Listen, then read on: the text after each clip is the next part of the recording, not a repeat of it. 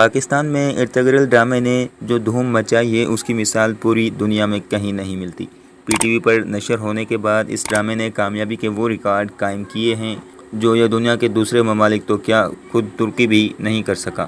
پاکستان میں نہ صرف ارطغرل ڈرامے بلکہ اس کی کاسٹ کے ساتھ بھی والہانہ پن دکھایا جا رہا ہے۔ یہی وجہ ہے کہ پچھلے دنوں حلیمہ سلطان کا کردار نبھانے والی اداکارہ اسراء بلچک نے تھوڑا سا نامناسب لباس پہنا تو پاکستانیوں نے ان کے لیے لینا شروع کر دیے تھے۔ اب ارطغرل کا کردار نبھانے والے اداکار انجین الطان دوزیطان نے اپنی بیوی کے ساتھ تصویر شیئر کی تو پاکستانیوں نے ان کی بیوی کو ہی مسترد کر دیا۔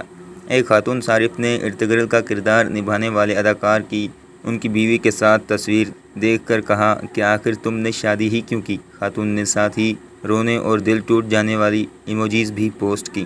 ایک اور پاکستانی خاتون نے انجین الطان دوزیطان کی بیوی کو بندریہ ہی قرار دے دیا۔ ایک بھائی صاحب نے ارطغرل سے مطالبہ کیا کہ ہمیں آپ کی بیوی کے روپ میں حلیمہ سلطان ہی چاہیے، اس لیے اپنی بیوی کو طلاق دے کر حلیمہ سلطان کا کردار نبھانے والی اداکارہ اسراء بلچک کے ساتھ شادی کرو۔